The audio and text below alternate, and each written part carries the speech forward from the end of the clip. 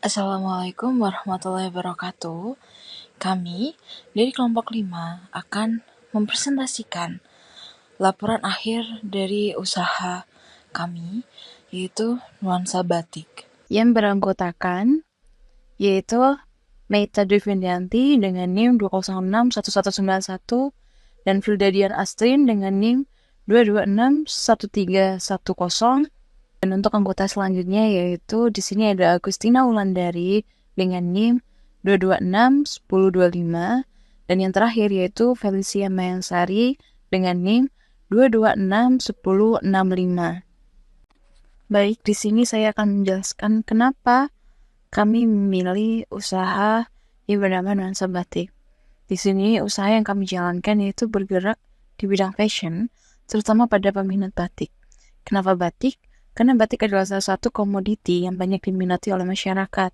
Industri ini tumbuh dan berkembang bukan hanya di Pulau Jawa, tetapi juga di seluruh wilayah Indonesia.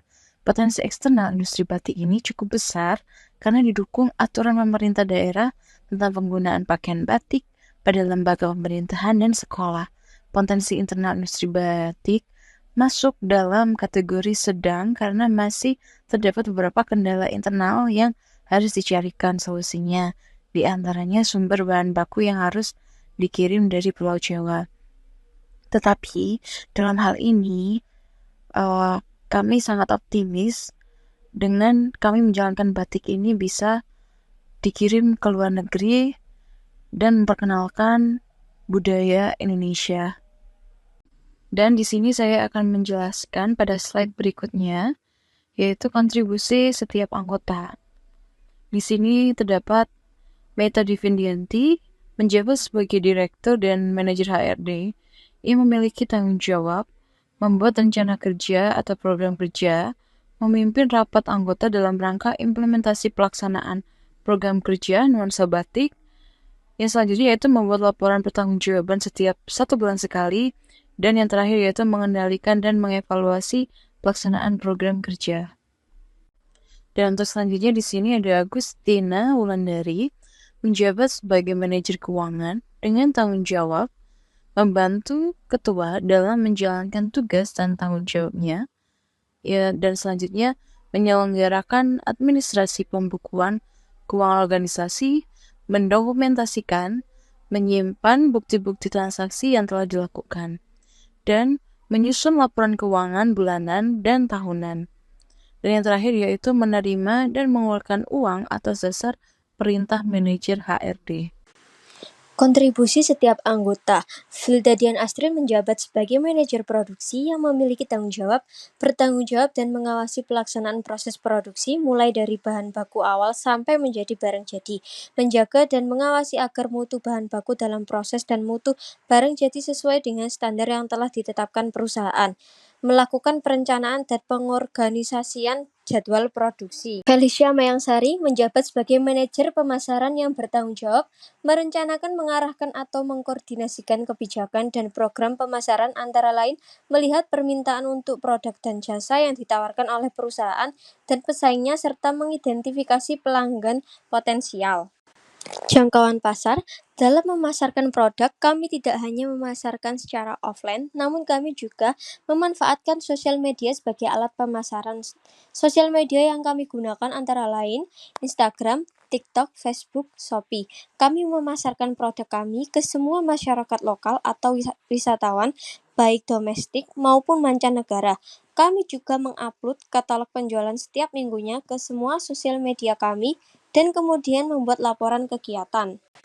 Deskripsi produk. Kain batik adalah kain yang dihiasi dengan motif-motif tradisional Indonesia yang dibuat dengan teknik pewarnaan khusus. Batik biasanya terbuat dari bahan seperti katun, sutra, atau rayon. Produk kain batik biasanya memiliki tekstur lembut dan motif yang unik mencerminkan keindahan dan kekayaan budaya Indonesia. Laporan keuangan.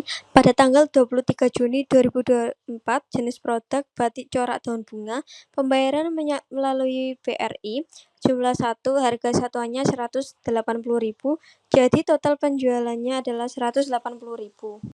Kapasitas produk. Usaha yang kami jalankan bergerak di bidang fashion, terutama pada peminat batik.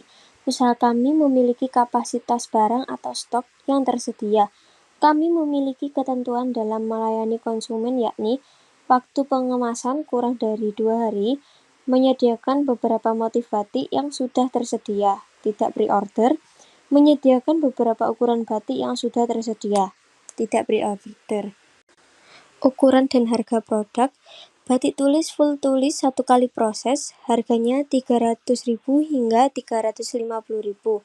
Sedangkan batik tulis full tulis 2 kali proses, harganya Rp500.000 hingga Rp1.800.000. Untuk panjangnya 250 cm, lebarnya 115 cm. Batik cap 1 kali proses, harganya Rp130.000 hingga Rp170.000, panjang 200 cm, lebar 115 cm. Batik cap seni tulis 2 kali proses, harganya Rp200.000 hingga Rp250.000. Untuk panjangnya yaitu 200 cm dan lebarnya 115 cm. Berikut adalah contoh kain batik. Laporan perkembangan penjualan. Berikut adalah bukti testimoni dari customer. Laporan perkembangan penjualan. Berikut ini adalah bukti transaksi yang diterima.